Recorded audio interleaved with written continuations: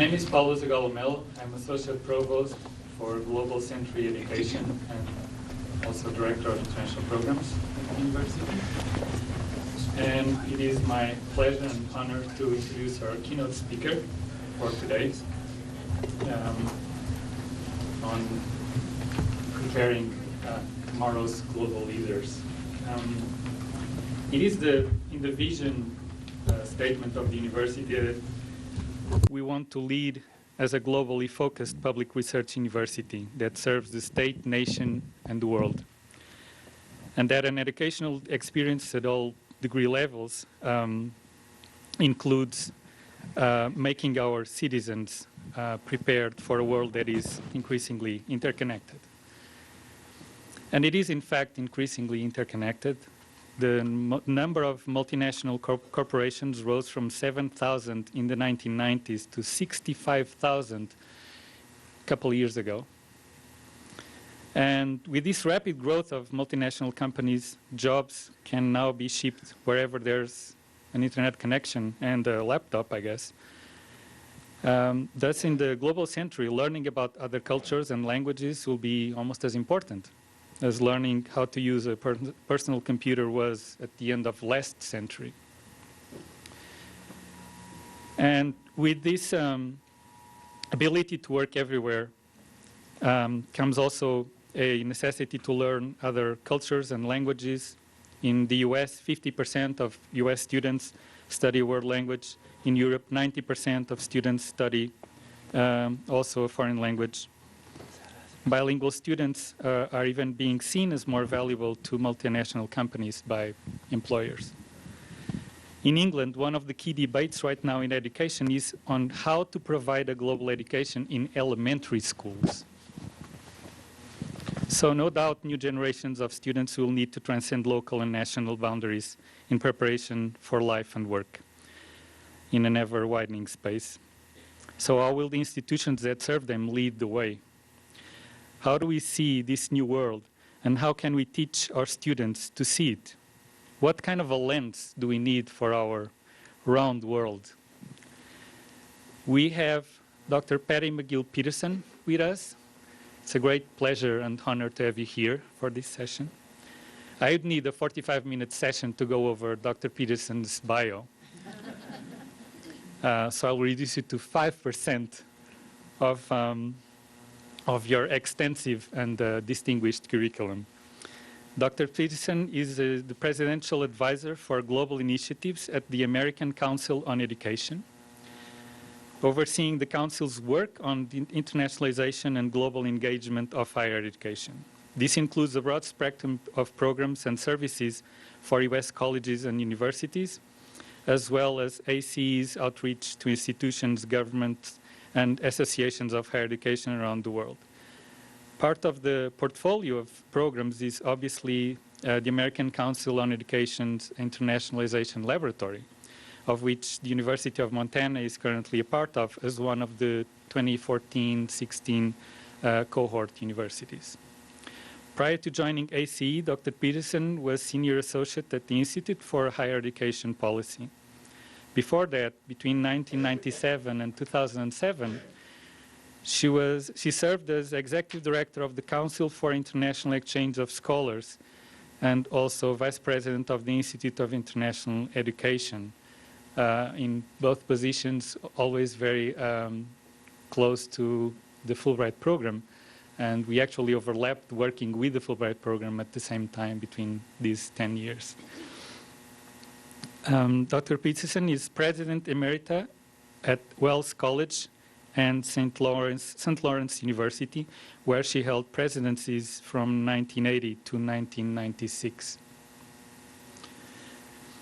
She has served in many advisory boards, including the Nelson A. Rockefeller Institute of Government and the Ford Foundation's International Fellowship Programs.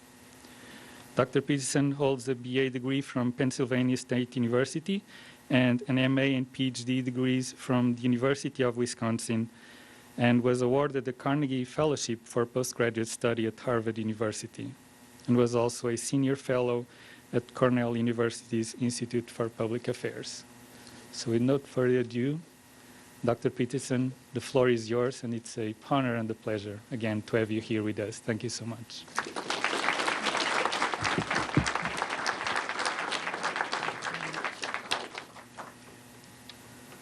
What Paolo did not tell you is that the reason I'm here, the true reason, is the Big Dipper. I found out when I was working with Fulbright that Paolo and Rita really loved U.S. ice cream. And so every time they came to my offices in Washington, I would ask the staff to go out and get a bunch of Ben & Jerry's pints, you know. And so they'd come for the meeting, and we would have these spread out before them to enjoy while we were having our meeting. And so we all went on our trajectories, and Paolo was in touch with me, and he said, "Patti, I've found the world's best ice cream." And indeed, last night I was there lined up with everybody else, and the ice cream is fantastic. So congratulations. I understand, I hear from your president that these are graduates, so good work. I'm sure they were philosophy majors. It is my pleasure to be with you today, and assuming everything is working.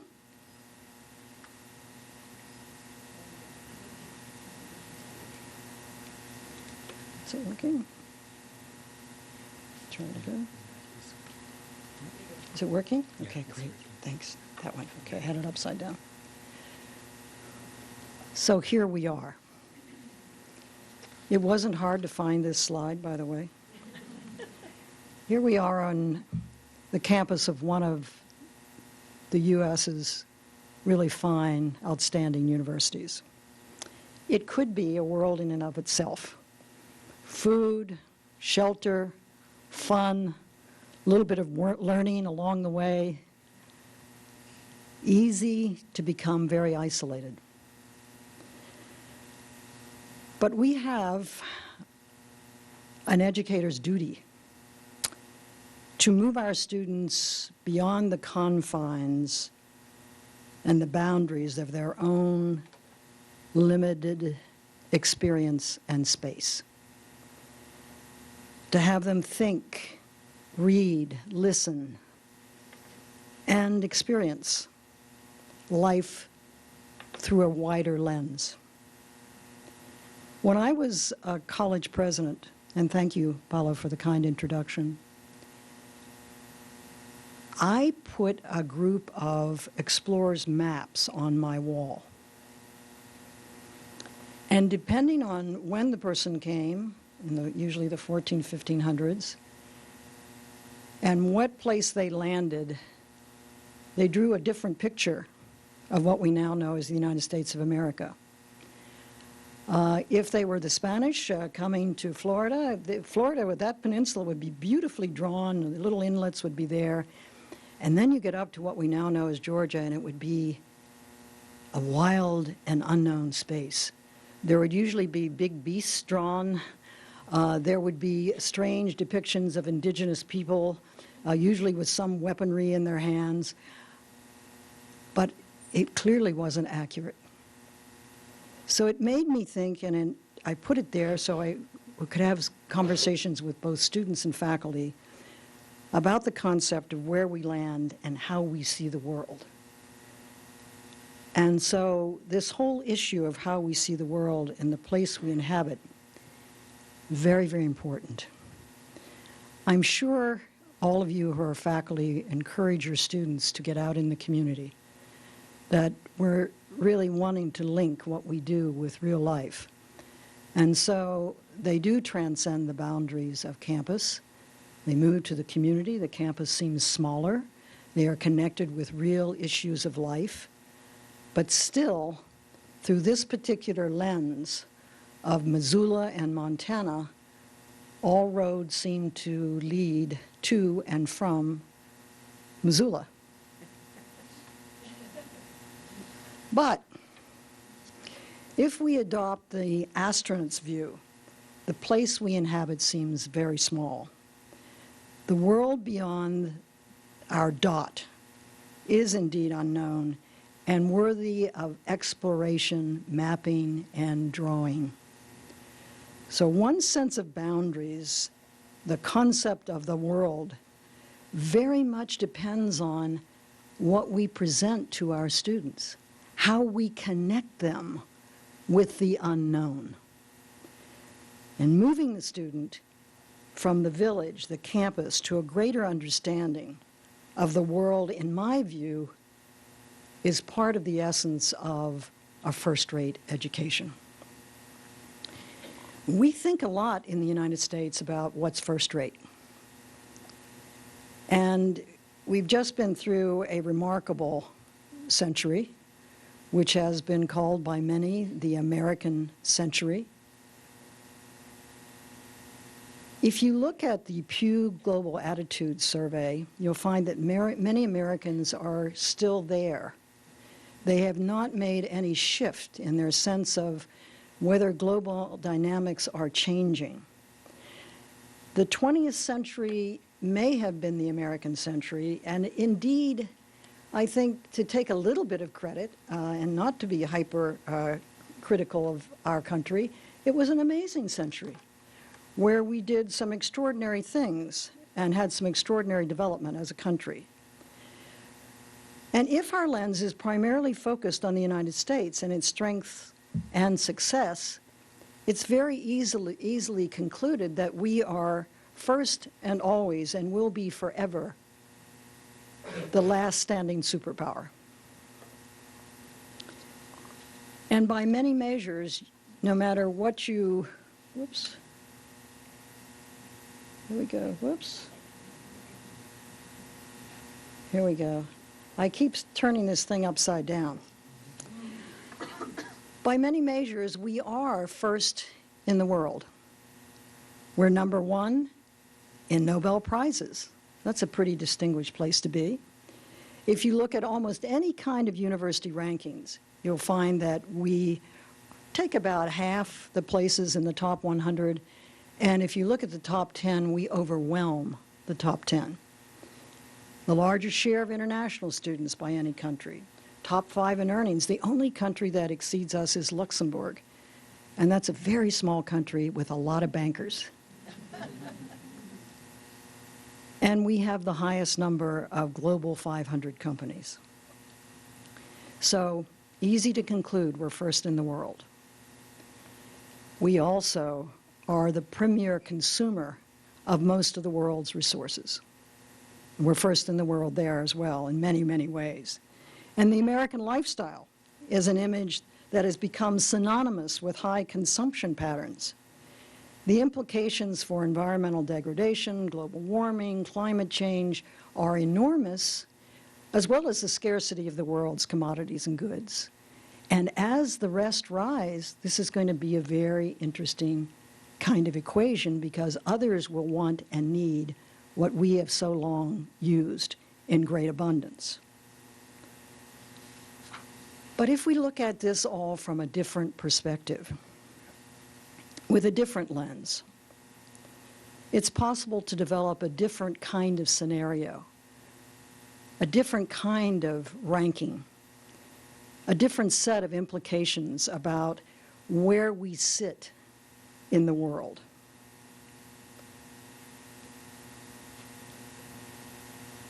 Population stats may not seem to matter if we consider ourselves so advanced in our political and economic thinking that the rest of the world can never, ever catch up. The bottom line, though, is we are a minority. And the rest of the world is catching up on all fronts. While we anchor about 20% of the world's economy, that is changing as I speak. It's not just the growing size of the Chinese economy, it's what's happening with the so-called developing world. And these are places we don't know very well. Nearly all future population growth will take place in these countries. It has huge implications, not just for the interconnected global economy, but for world political order, social and cultural norms, all kinds of other things that we have taken for granted if we think of always America first. 50% of the growth of GDP occurs in the developing world now. And this chart needed to be revised. I didn't have time. That growth, the nexus was slowed by what happened in 2008, but still the trends obtain. 80% of middle-income consumers are going to reside there. And importantly, they're not just going to be buying television sets, they are also going to be wanting some of that oil. They're going to be producing a carbon footprint of their own. And they also, by the way, all of them want better higher education, which I think has some implications for you and your international student population.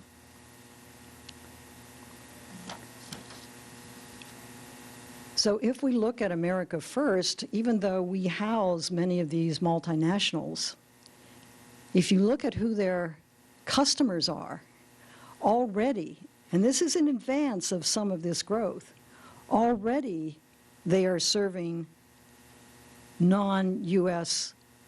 populations because the revenues are coming from those areas of the world in significant numbers. And this is just the tip of the iceberg.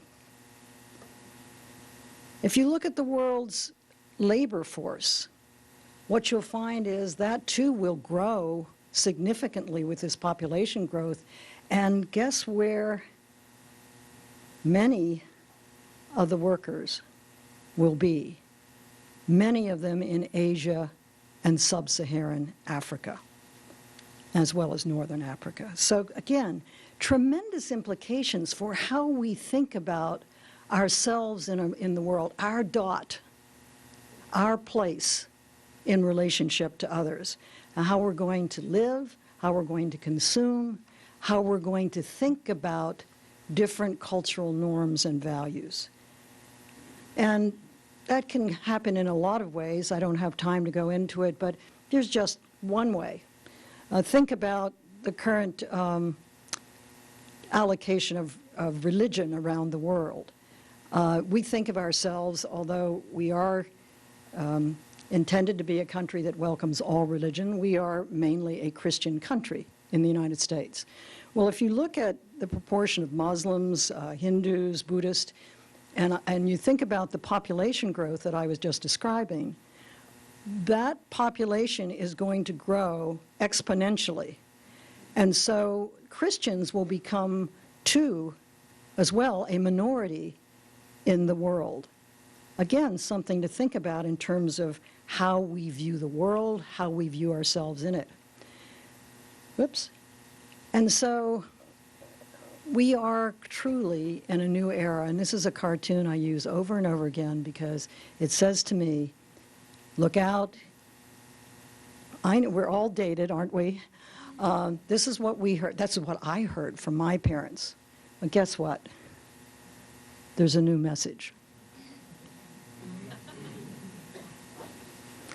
And it's a message, I think, that we need to understand, not just in competitive terms. And that's part of it. You know, these folks are going to be inventing things, they're going to be selling things, they're going to be manufacturing things. We will be in competition, but also we're called upon for an incredible kind of cooperation, of collaboration, of figuring out huge problems together. And where is Peter? There you are, sir.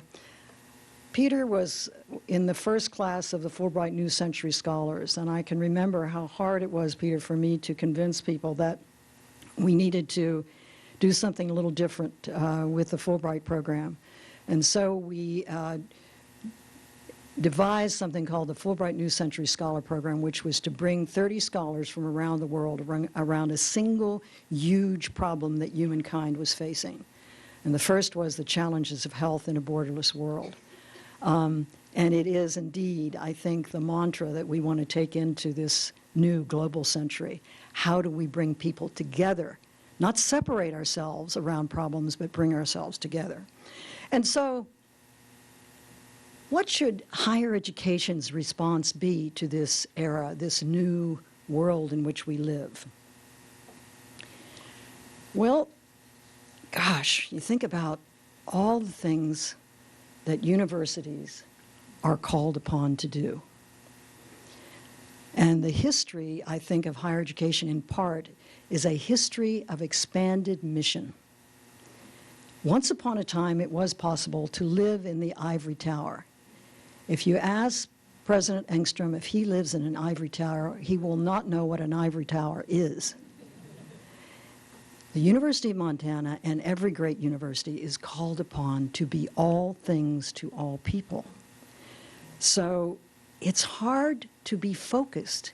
It's hard to set priorities because we are so called upon by so many to create the kind of environment that we need to be creating for global learning. And that's what I want to take a look at now with you in this part of my remarks. We have many, many stakeholders, and those stakeholders help to shape the university and how it spends its time, its talent, and its resources. And yet, it would seem to me, as we try to address the theme of this conference and the way in which we think about general education and global education, that it's tremendously important to ask ourselves, who do we serve? And return to first principles about our salient stakeholders. We have a special obligation to provide a 21st century education that includes significant dimensions and perspectives on what is happening globally to help our students who are graduating now to understand and to navigate these dynamics. And to do that, we need to create an educational environment. And Deborah this morning was talking about that in terms of general education. In many ways, there will be overlaps. These things are not separate at all. As we think about these things, and you have been engaged in our lab, so those of you who have been close to this, you know this, that at the American Council on Education, we have basically said, before you can jump to the curriculum per se, you have to create the global environment in which people are able to operate so that thinking about global perspectives and global learning is a priority. And in order to do that, we talk about 6 essentials. Those 6 essentials are the institution's commitment in things such as its strategic plan, the board and the way, and regents in this case, they understand the university, and the leadership of the university. What is the articulated commitment? And then, if we have an articulated commitment, how are we going to implement that? Do we have a tactical plan? So you have a strategic plan, but so often I see strategic plans are done and there is no really clear tactical plan. And the tactical plan means you've got to make some decisions. Can't do everything, can't do them all at once, and maybe can't do all of your list ever. But at least to have some sense of priority as you move along. Student mobility is part of this. Very much part of it, but we note that a number of institutions stop there. They say it's about recruiting international students, it's about sending our students abroad, we're finished. Well, we know that's not the case. And now, of course, global engagement, creating partnerships with other institutions, going abroad to educate people, bringing them here in different kinds of ways. But at the core of all of this, right smack in the middle, is curriculum, co-curriculum, and the faculty. And the reason that is so important is because we need to think about all of our students and what they need. So global learning for all, to me, is the big issue. We frequently see what I call strands of global learning. International studies major, that's an important strand. Global studies minors, global tracks with certificates, very important strands of global learning. And study abroad has come more and more to be seen by some as a proxy for global learning. And that's somewhat problematic because if it is a proxy, and indeed we have now upwards almost 5 million students studying abroad, but only about 300,000 of them are from the United States. And I think here at Montana, you have about 350 students studying abroad annually. So if that's the proxy for global learning, and we believe in global learning for all, the equation doesn't work. So curriculum becomes more and more then the epicenter for our aspirations. And when I travel from campus to campus, I note that there's a frustration that folks with whom I talk say, give me the model. I want it. I want to see every little piece of it and just give it to me, please, so I can lump it down in my university. Well, cookie cutter doesn't work. Customization does. And so there are actually models and models of objectives and different things that you could look at.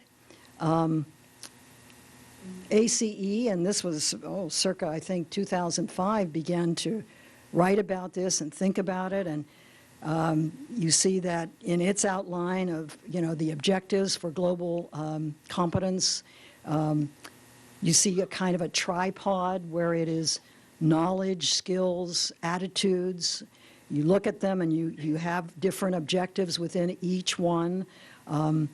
Knowledge of different parts of the world, technical skills, a tolerance, and I would say more than a tolerance. This is a little bit old, so we need to update this. An embrace of the unfamiliar is probably a more apt phrase.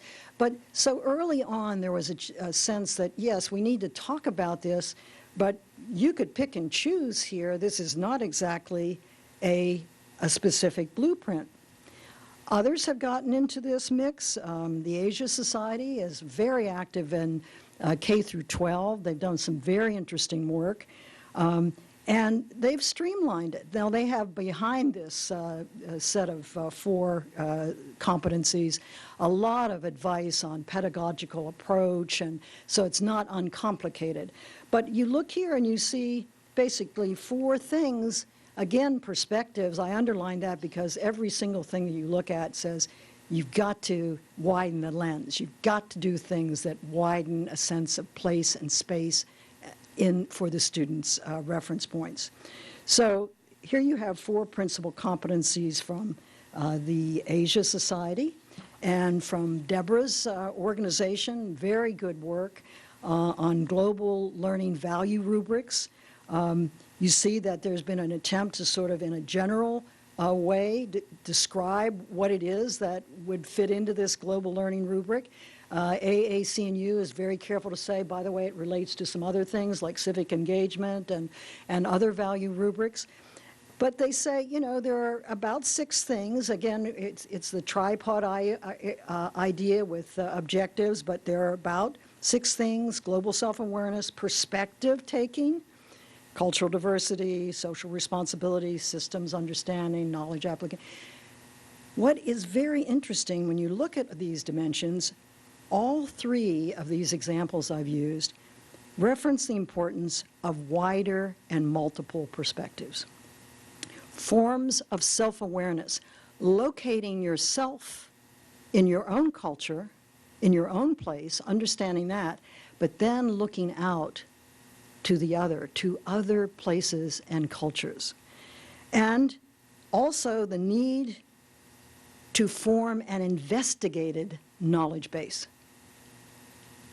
And that's the critical thinking that an evidence-based decision-making that Deborah was talking about earlier today. An investigated knowledge base.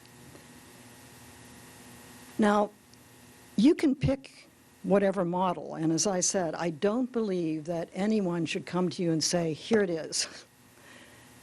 So take a look at what we've all been doing. We've all been working in these vineyards. Pick and choose what's right for the University of Montana.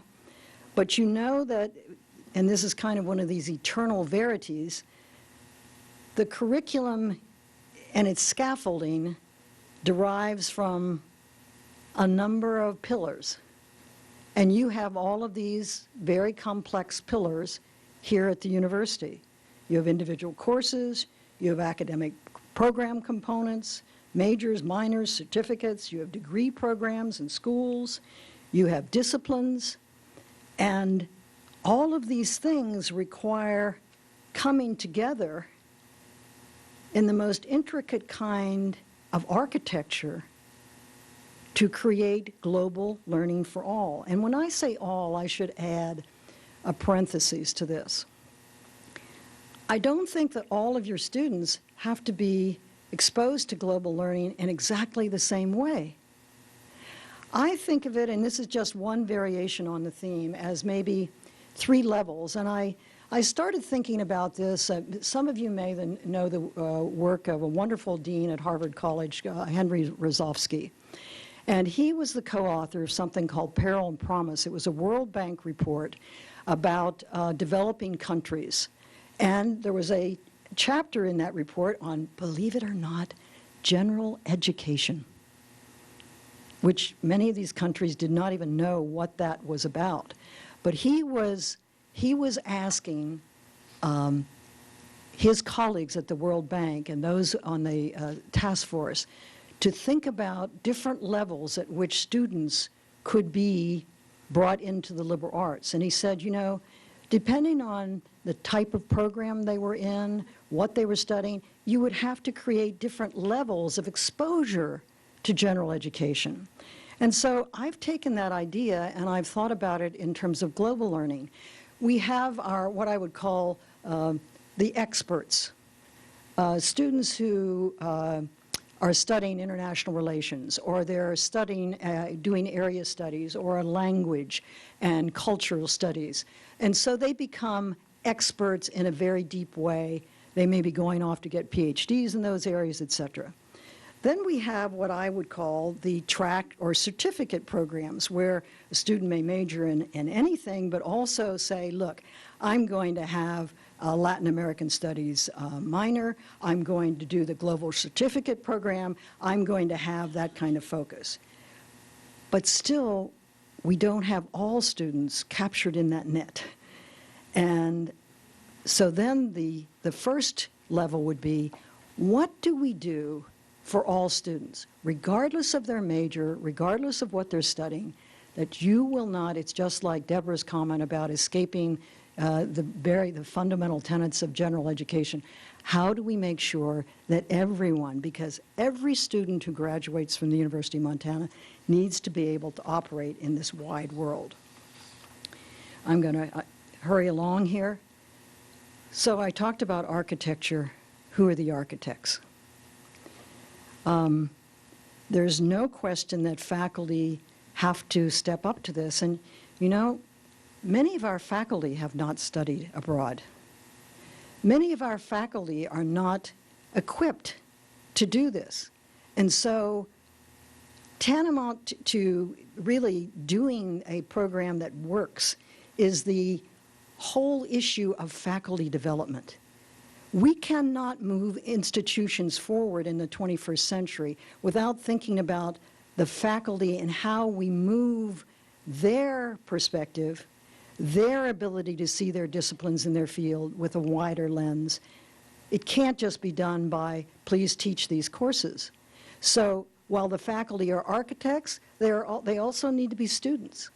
And we need to see them as vital and viable students in this process. And, you know, that's something that I think deserves a lot of our attention.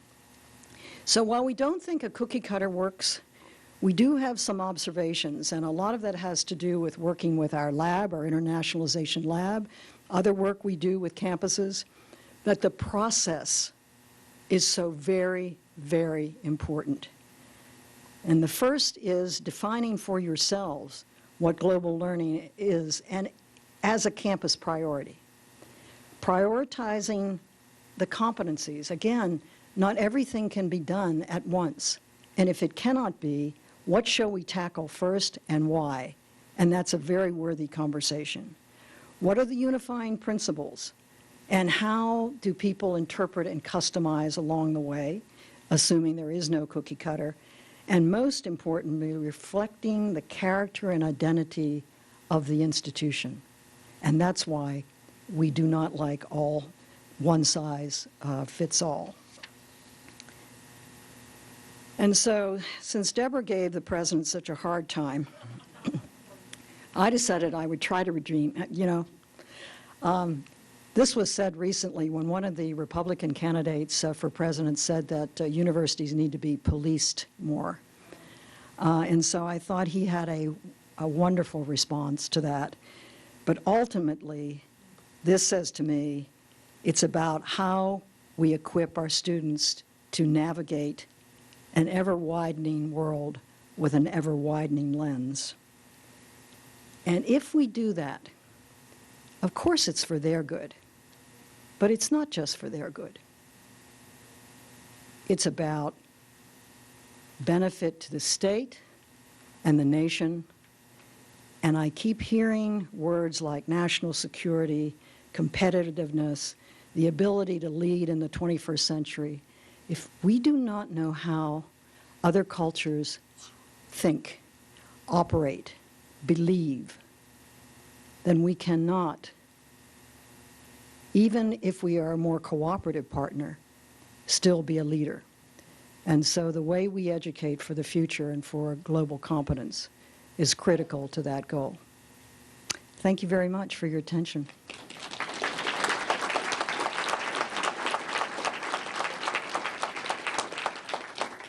Do we have time, Paolo? I'd like to ask questions to Dr. Peterson. There are mics around, I've stunned them into silence. Don't you have a oh, the president's going to bail me out here.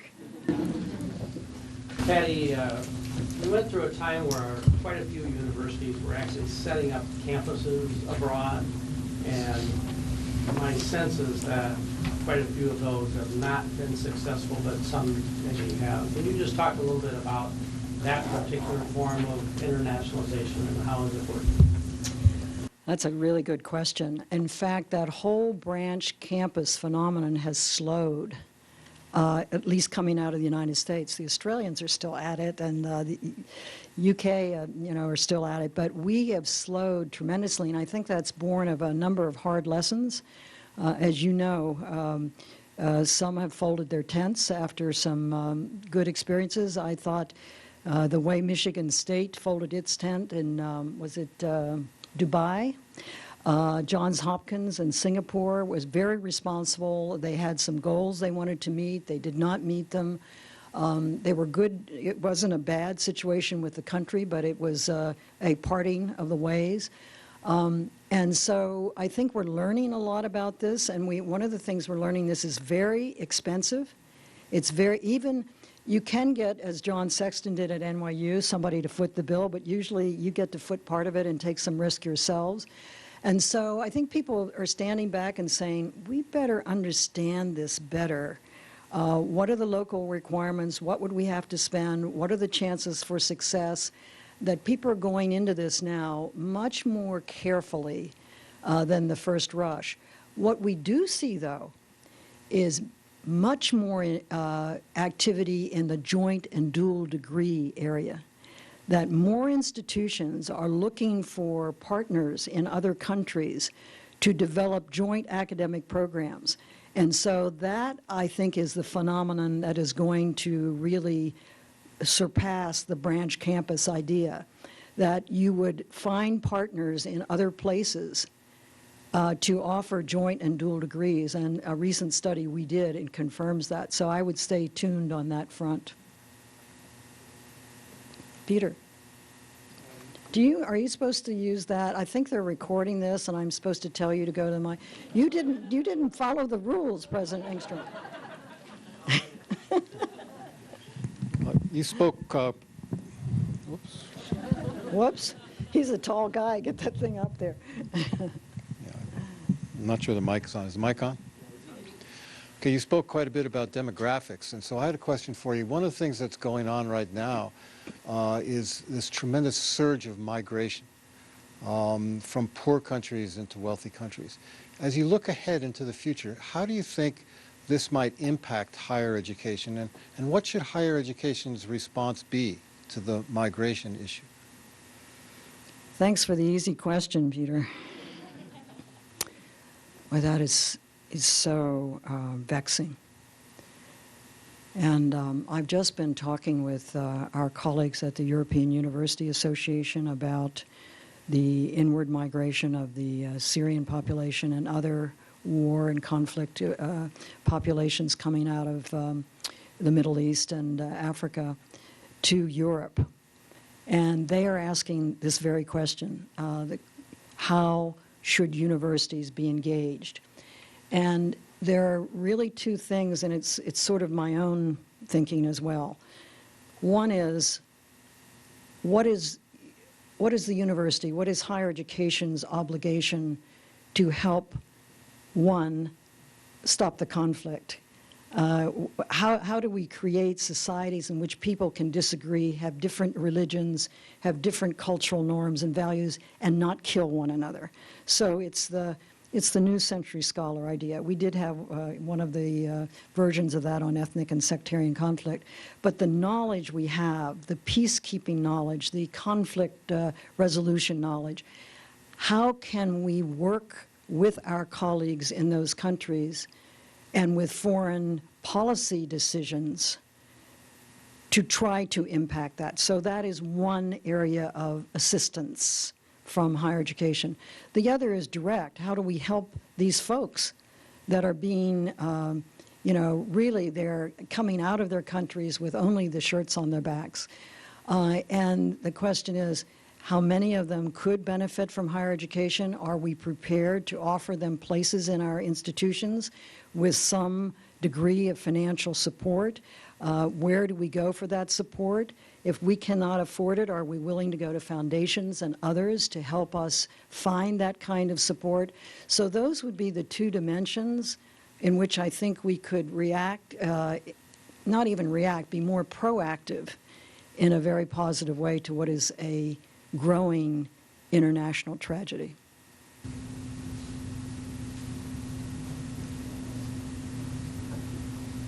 think we might have time to one more, otherwise just at the end of our session. Sure. Yes, there's one right there. Yes, I should come up to the mic, I'm sorry.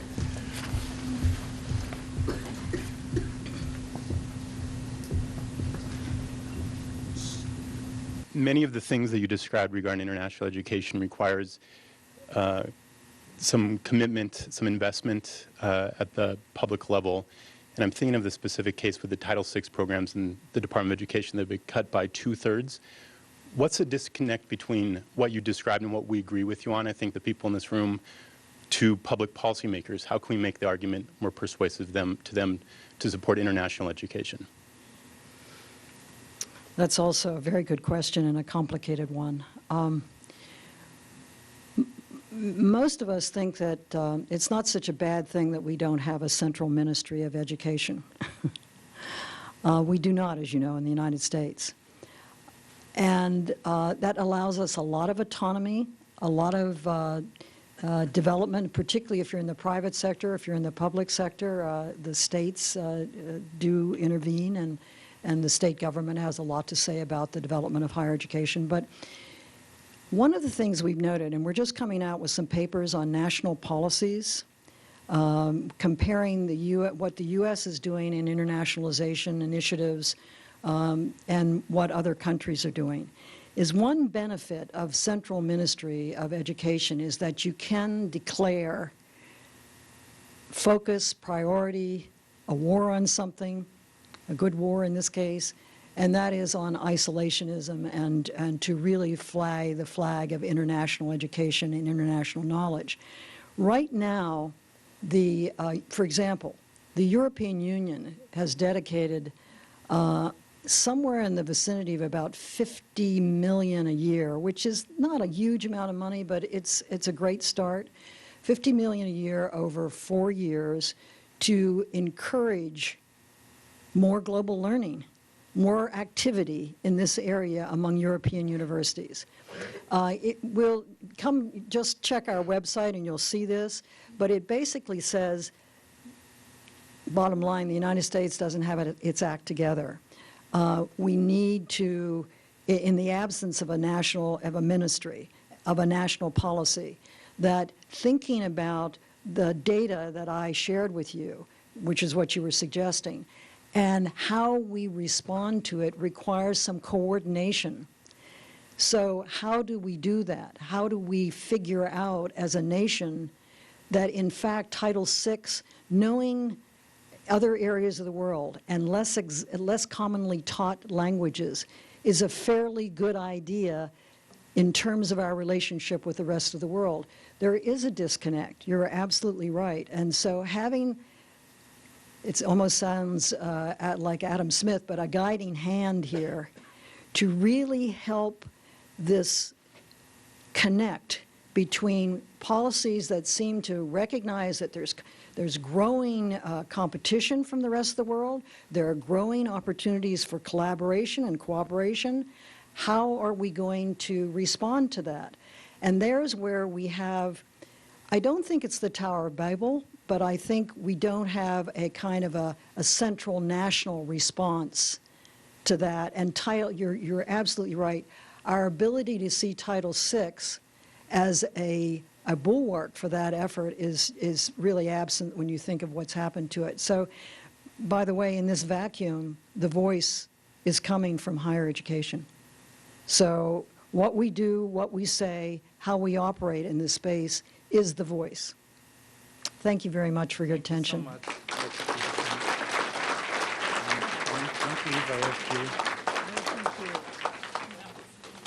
much. As a token of our gratitude to you coming here to UM, and